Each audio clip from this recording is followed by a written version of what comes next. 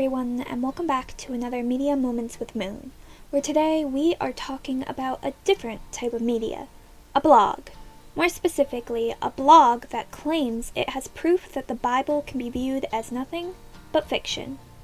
Now, this blog was written by Daniel Melcher and was last updated in the year 2019. Daniel is a security expert who wrote the book, The Real Internet of Things, which, by only reading the descriptions, seems to attempt to predict the evolution of the internet so we can be ready for it when it comes. But I'm not interested in his book. I'm interested in his article. For the most part, this article is well written. It is broken up into easy to understand points, the language is simple but direct, and the information he shares seems to make sense. So why talk about the article? Well, as I make no attempt to hide on my channel, I am someone who believes that the Bible is 100% true, and can be seen as a historical document. So, when someone writes a well-written argument against my belief, I like to take notice and start doing some digging. This is exactly what we're going to be doing in this episode. I'm going to be taking Daniel's argument point by point and share the evidence I have to disprove his ideas. Because what's the point of me claiming to be a 100% Bible believer if I'm not willing to defend it? But before that, I want to talk about one of the sources Daniel uses, which he chooses not to name in his article due to it being a website called evilbible.com. Beyond being an unreliable source, a couple of minutes looking throughout the articles showed all their points using verses taken out of context, and honestly, I could do an entire video debunking every single one of their points. The website is linked below. Go ahead and take a look and let me know if I should take these guys on next. Anyways, back to the blog. Section 1 of 3 has Daniel claiming the Bible has a lot of similarities to other fiction stories, and for this reason must be a fiction story as well. He gives two main examples of this with Noah's flood and Jesus himself. As Daniel started with the flood, so we will too. When it comes to the flood story, Daniel shows the similarities between it and the great epic Gilgamesh. As someone who has read both, I can say his comments are spot on. But that isn't the evidence Daniel wants us to focus on. Instead, he wants us to look at the dates on which these stories were written. You see, Gilgamesh's story is dated before the Bible, leading Daniel to claim that the Bible is simply a retelling of Gilgamesh, a popular story he believes the Jews would have heard during their wanderings. As Daniel fails to give the dates of these stories' publishings, I will for you. As seen on the screen, when you type in when was Gilgamesh written, the general agreement is at the earliest 2150 BC and at the latest 1400 BC. Now, when we ask Google that same question for Genesis, the answer is not so simple to find. You see, we don't know for certain the dates. Dates ranging from 950 BC to 1400 BC are all argued by different people and organizations. In the end, it depends mostly on who wrote it. If it was Moses, as seems to be the more common belief, then it's the earlier date. But anyone a good bit after Moses could have been the author, hence the wide range of dates. No matter how you look at it, Daniel is right. Gilgamesh came before the writing of Genesis. So does that mean Genesis' flood story is a ripoff of this fictional epic? Not necessarily. Being the first to write it down doesn't mean you are the original. And the truth is, we don't know if Gilgamesh was the first to be written. Being around 4,000 years old, the snippets of the story we have tend to be broken and decomposing, and they're only recognizable because the story was preserved through the years. The decomposing of the original writing could easily have happened to the first flood recording and to other writings throughout the years. But due to the importance of the story, it was continually recorded by those such as Abraham and his children, till God was ready to make a nation of them and requested Moses, or someone around that time, to collect those stories into the history of earth known as Genesis in order to give background for the need of the laws God was to give to his people. In fact, there is a ton of evidence that some form of original flood story existed, as so many cultures have their own global flood tale to share. Each of these stories, along with Gilgamesh and the Bible's version, are on even footing to claim to be the original, as there's no evidence for which that original could be. Though I will say the Bible gets points for being the most believable. Answers in Genesis actually built Noah's Ark from the Bible and filled it with evidence for how the story holds up to being called history. If you ever have the chance, I would check it out in person, and if you don't, just go to their website. I've linked it below, as that evidence is all posted there for your reading pleasure. As for the Jewish people having access to the Gilgamesh story from which to copy their version, they might have. But keeping in mind what I said above, it could be just as easily that those cultures had the Jewish flood story to copy their tale from. Just as evolutionists are able to hold on to hope that they'll find the missing link in the fossil record, I choose to hope that one day an early version of the Jewish flood story will be discovered. But even if it doesn't, Gilgamesh being older isn't some Bible killer, but instead a testament to just how possible it really is that the Bible, including Genesis, could be a historical document and not just a piece of fiction as Daniel claims. My goodness, that was quite the journey, and that is just the first point. Don't worry though, the second one will not take nearly as long. In his showing of how Jesus is just another fictional story in the sea of others, Daniel gives examples of mythological and historical characters dated before Jesus who shared traits. I first want to note that Daniel himself admits that this list is only 85% accurate at best, and that this topic is highly debated and one he jumped the gun on with a lack of research. And it must have been quite a lack of research, as nearly all scholars accept Jesus and his disciples as historical figures, and therefore can't be fictional. See? Told you it wouldn't take long. Now, I will say, accepting Jesus as a historical figure is a more modern thing due to the extensive research done on it, and as I'm not sure when Daniel wrote this article, it might be he wrote it when that wasn't the popular belief. Mind you, he updated it 2019, and it was well established then, so take this info as you will. Okay, despite the above statement being true, let's look at the figures Daniel gives as examples. No one would deny that similarities exist between these figures and Jesus, but I do feel it's worth noting that Apollonius of Tyana was a person first documented after Jesus' death, and that Mithra, while known before Jesus' birth, his stories that share similarities with Jesus were first documented well after Jesus' death. Also, Jesus' birth shouldn't be used as a comparison example, as it's well known that December 25th isn't his actual birthday, but was one used so celebrating Jesus could replace celebrating the sun. Those details out of the way, these examples exclude an important factor of Jesus' life, that being cultural significance.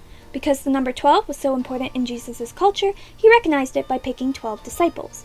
The donkey riding wasn't Jesus copying a god known for partying, but Jesus showing he came in peace. Because that is what it meant when an influential leader rides a donkey in town instead of a horse, that they come in peace. As for shared titles, it makes sense that titles once used for other gods would continue to be used even when who people view as being that god changed, especially when they're accurate describers. Son of God, the way, the truth, the life. That is what Jesus was, and is, to many people, so why wouldn't we use those terms? Just because we first got those terms and titles from other cultures does not make them any less accurate, and it certainly doesn't make Jesus a fictional character and a story borrowed by those who held the title before him. Finally, let's get into some more faith-challenging parts of these comparisons, which is the shared story elements. These elements being Jesus being born of a virgin, the coming of wise men to visit him, and his death and resurrection. Let's start with the virgin birth. One article I read gave a convincing argument for why this is such an important feature in proving the validity of Jesus as the historical Son of God versus it making him a fictional character. And that is, it separated him from other would-be Son of Gods throughout history. These are people such as Buddha, Alexander the Great, and even the above-mentioned Mithra. There are also a lot of theological reasons for the virgin birth also touched on in this article, but as we are focused on the history and comparison, I'll skip them for now. The article is linked in the description though. Next comes the wise men's visit. With my research, Krishna was the only one I found who had this similarity, but let me know in the comments if there's any other. Other details such as being born in a cave, or cave stables in Jesus' case, are also shared by the two. But Daniel leaves out a very important known fact about Krishna when talking about these similarities, and that is that while Krishna is indeed older than Jesus, his life story is not. It first appeared in the Puranas, Indian texts written in the 4th and 5th century CE, or several centuries after the recording of Jesus' life. Finally, let's talk about the death and resurrection. Now, the crucifixion is actually recognized as a historical event. Because of that, it simply cannot be seen as a ripoff from other cultures' stories. As for the resurrection, that is an important part of Christian theology, as it confirms Jesus' perfection and secures his role as someone able to save us from our sins. I want to recommend the book Cold Case Christianity, written by J. Warner Wallace. Wallace is a crime detective who analyzes the biblical text as a non-Christian, only to become a Christian along the journey as he cannot deny what the evidence is showing him. His story is amazing and his book a must-read for anyone curious about the evidence showing Jesus as being a historical figure. With all this new evidence, I think we can leave the second part of the first section pretty confident that Jesus is not a ripoff of other stories. After all, he and his crucifixion is historically recognized, and the similarities can all be logically explained. As for dates, Daniel was right in saying he didn't do enough research, as many of his examples just prove how big an influence Jesus' story had on other cultures, as it's indeed the true older story. This is why you should give dates in your historical argument, guys. It keeps you honest. I am enjoying this a lot, and I hope you guys are too. Let me know if you are in the comments and by clicking that like button. But for now, let's celebrate as we move into Daniel's second section, which he calls Unavoidable Contradictions. We will be leaving our discussion of history behind us now, as it's time to talk theology. 1. Noah's Ark. As I mentioned before, Answers in Genesis recreated the Ark according to the instructions well laid out in Genesis, and you can go and visit it for yourself. And if you can't visit it, then you can visit their website to get all that information for yourself. So I'll just repeat that all that stuff is linked below and move on. 2. The angel's message. The answer is both. The angel talked to both Mary and Joseph. First to Mary to let her know what was happening and get her permission, and then to Joseph to prove to him that Mary was telling the truth. Due to the different authors of the gospel, different points are highlighted in the different stories, which means it can be both, not just one or the other like Daniel suggests. 3. Mary's virginity. The term virgin used in the Old Testament prophecies might be confused for young woman of marrying age, but due to the specific circumstances it is used in, the term used in the Old Testament is more accurate to it being virgin in the sense of someone who has never had sex. Also, after Jesus was born, Mary didn't need to stay a virgin. She got married and had children who are the siblings of Jesus. Some of these siblings then went on to be advocates for Jesus being the Son of God. 4. The census. ChristianAnswers.net gives a great argument that shows how the census could fit in the historical timeline without sacrificing the Bible's 100% truth claim. I'm aware that this isn't an educational source, but the dates it references are correct, and sadly, historical data and research on these smaller censuses around this time are lacking, but hopefully that will change soon and we will be able to confidently put this argument to rest. 5. Jesus and his family. This is a case of taking verses out of context. A very common and dangerous problem. This hate Jesus is referring to is actually a choosing of Jesus and God over said family. Jesus even goes so far as to hate yourself within the same context. This isn't to say we are to stop honoring our parents, but to instead honor God first and everything else second. 6. God and murder.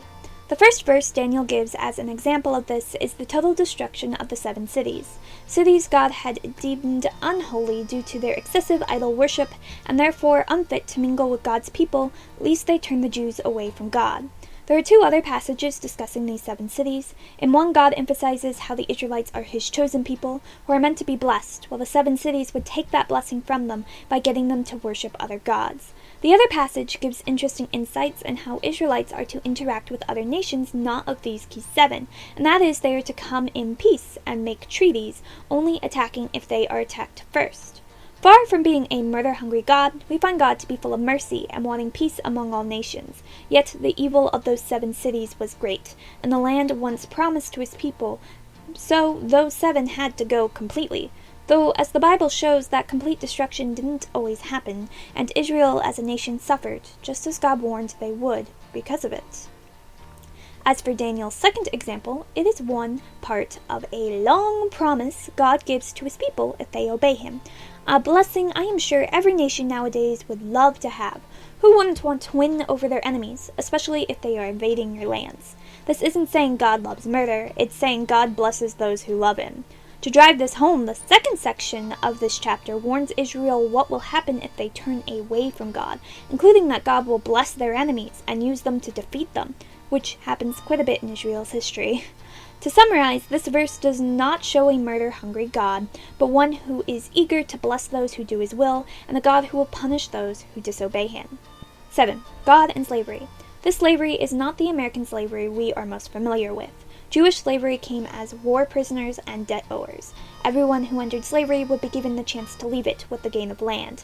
Those in slavery were well treated, just as family, and many chose to stay in servitude after their sentence because the work was rewarding and they were well provided for. The slavery in America was definitely wrong, but the slavery the Jews practiced, and even the ones the Roman did, is a very different kind that had a focus on paying debts and giving humans second chances at making a living for themselves. 8. Jesus' heritage.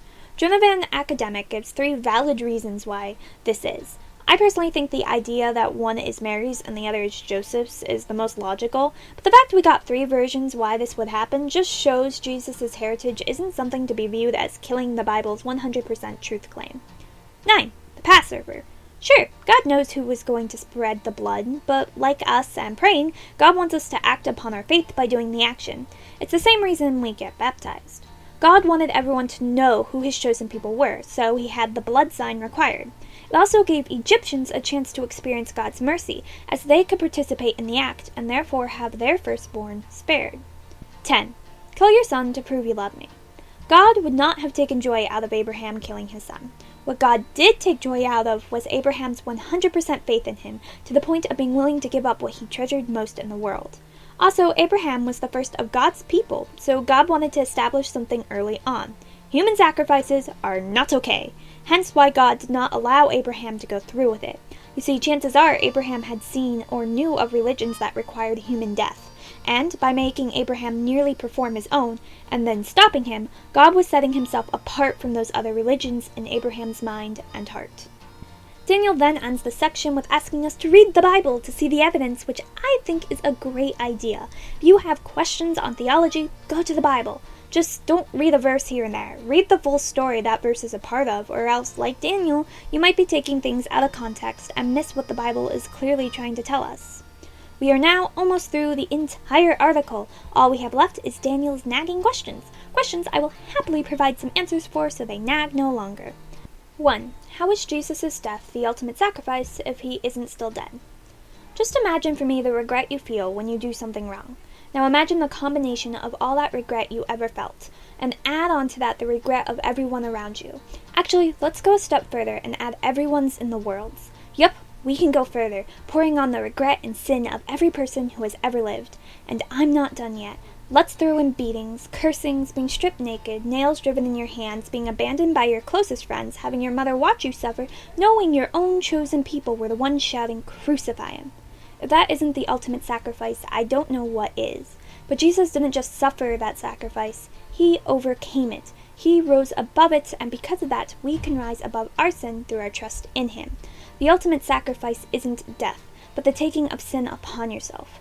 Rising from the dead was proof that Jesus was indeed perfect enough to take all that sin and kill it, freeing us, those who commit and are still committing those sins, to be free from sin's bond and join Jesus in being perfect when we get to heaven. 2. If Jesus removes sin, why do we still have to avoid it and accept him as our Savior to avoid hell? Because God doesn't force anything upon anyone. He has and continues to give everyone a choice in how they want to live, with God or without him. For that reason, God doesn't force Jesus' sacrifice on us, but instead offers it as a gift that we must accept. As to avoiding sin, that's something we do to thank God for his gift and to show that we have truly accepted it. 3. Why does the Bible talk on how to kill enemies, avoid making God angry, and manage slaves, but not on things like thou shalt not harm a child? The Bible has a lot to say on how to treat the poor, orphaned, and widow, on how to raise children, and how spouses should treat each other. So it actually does, in its own way, talk on not harming children. And yeah, there is that kill enemies talk, but that's based on how we should deal with people in our societies who are doing harm to others. All societies, including America, have discussions about this. It's an important topic. Also, God is the creator of the universe, a just judge who can't stand evil, so by learning how to please him, we are ultimately learning how to be better people, which is something we should all want to do. As to the slavery thing, I will point you back to my above point on it on the 2 articles linked in the description. 4. How could the ark fit all those animals? Returning back to Answers in Genesis and their Ark project, they have the answer to that, and it comes down to you don't need as many animals as you think to do. They've done the research and math for you, and I've linked that in the description for you to check out. 5. How could those animals get to the Ark? It's common belief that the world used to be one continent. Those of us who view Genesis as a historical document also believe that, and that one continent existed up to Noah's time, meaning it would have been easy for all the animals to get there given enough time that God could easily have been able to give them. After the flood broke up the country to be more like what we know today, the Ice Age hit, freezing waters and allowing animals and mankind to travel to different continents before the ice melted and separated them all. As with the above point, articles describing this in more detail are linked below. 6. What about the death of children in the world? Sin has made the world complicated. People's selfish desires have horrible consequences, such as child deaths and wars.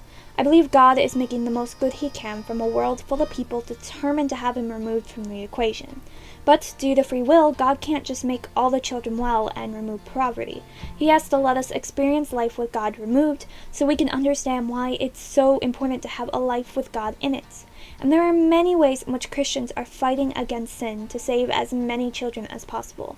I'm linking 2 of those organizations in the descriptions. These organizations are ones that I have personally supported myself and have seen the great results of. 7. Why isn't the Bible ever updated or upsetting stories removed? Because then the Bible wouldn't be historically accurate or 100% true.